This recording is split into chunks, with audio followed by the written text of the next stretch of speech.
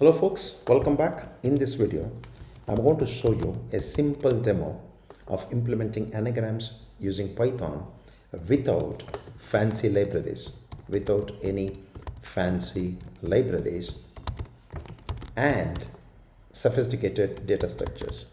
So we're going to not make use of any of those fancy items, but we'll simply go ahead and look at implementing anagrams and see how do we go about doing this.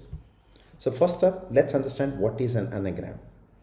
I think easiest way to understand a concept is by looking at an example. Let me take an example of car.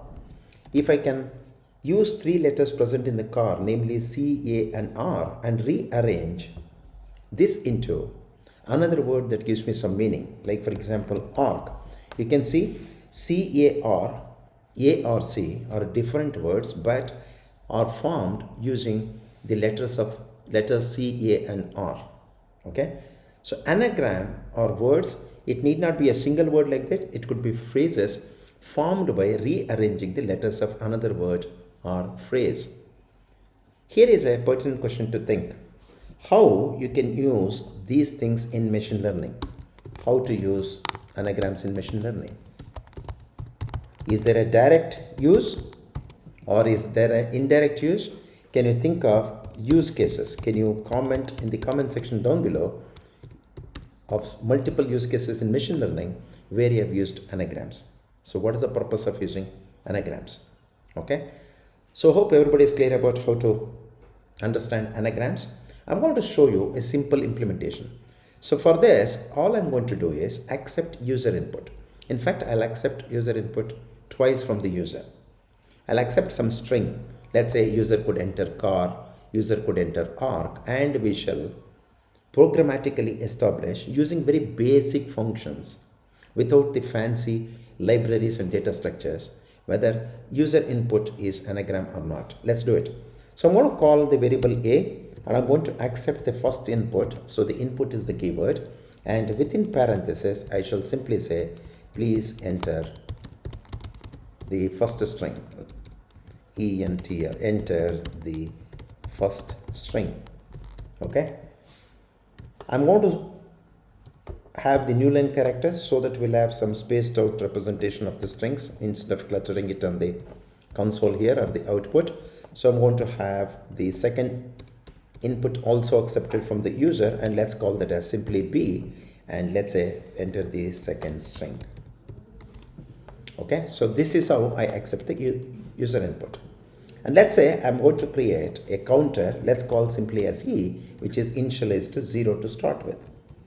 So notice here in this example, first requirement to do this is this: the number of characters in this word, that is car, and the number of characters in the word or the letters in the word arc has to be the same.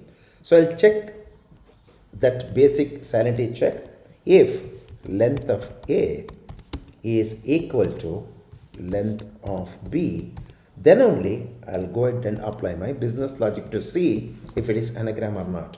So notice here, indentation I have to take care. Already there is some issues here, but I'm trying to take care of the indentation. So what I'm going to do is I'm going to loop through both the strings. So needless to say, I need two for loops, outer for loop and inner for loop. So I'm going to go with the outer for loop. I'll start with the index I. For I in, let's say, range 0 comma entire length, I'm going to go for the entire length of the first string. Notice here I'm ending the for statement with the colon, and therefore the indentation is required. Then I'll go for the inner for loop. I'll go with the different index j. In, I'll go with the same range of 0 comma length of b. So this time I'm going to end it with the colon, and you can see the indentation. Not sure if indentation is already an issue here. Let's see this. Okay, this is an indentation here.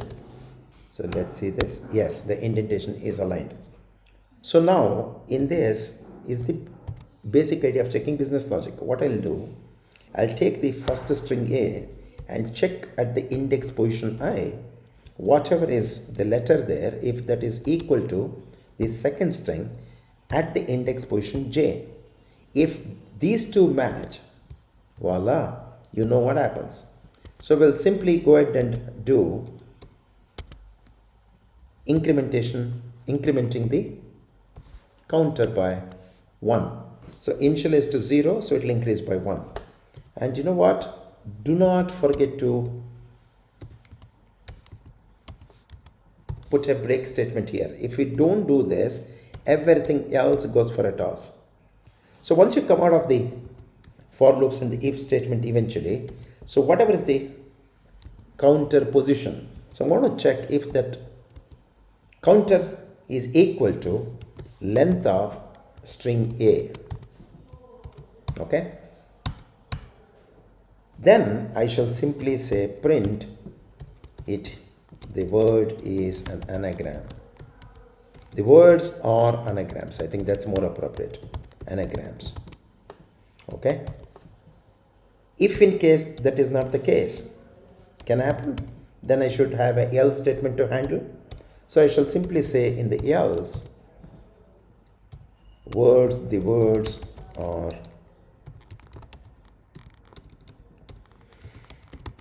not anagrams. That's it. How many lines we have written? Notice here, no fancy modules or libraries, no fancy data structures. Assuming that everything is fine, let's not assume. We'll just execute this and see if I've done it correctly. Okay, end of while scanning the string literal /n.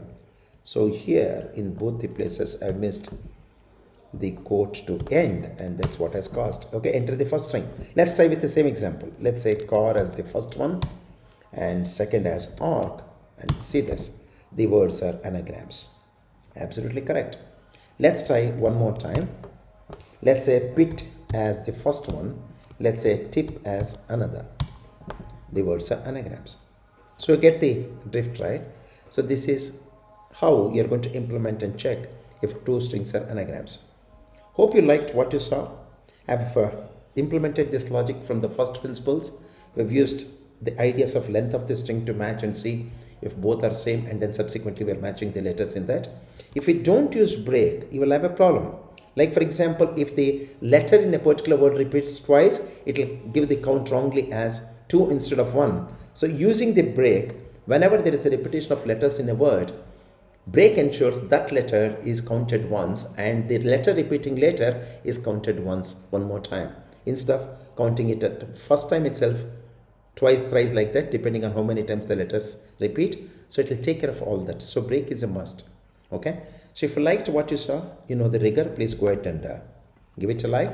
I am interested to look at, like I mentioned, the use cases in ML where these anagrams are useful. Is it useful when you have data that is numeric? It is useful when you have qualitative data or particularly textual data? Is it useful to do many other things in the overall scheme of things in terms of various life cycle stages of the project? And how you have used anagrams in your projects? Please go ahead and comment, and also let me know if you want a specific tip or a trick in Python as my next video. I'm more than happy to take a look. And how you have used anagrams particularly in your projects, I wanted to understand that from the data science perspective. Thank you very much for sticking around. I'll see you in my next video. Don't forget to subscribe and share. Looking forward to more such videos to be released on my channel. Subscribe and stay tuned for more. Happy learning. Till next time.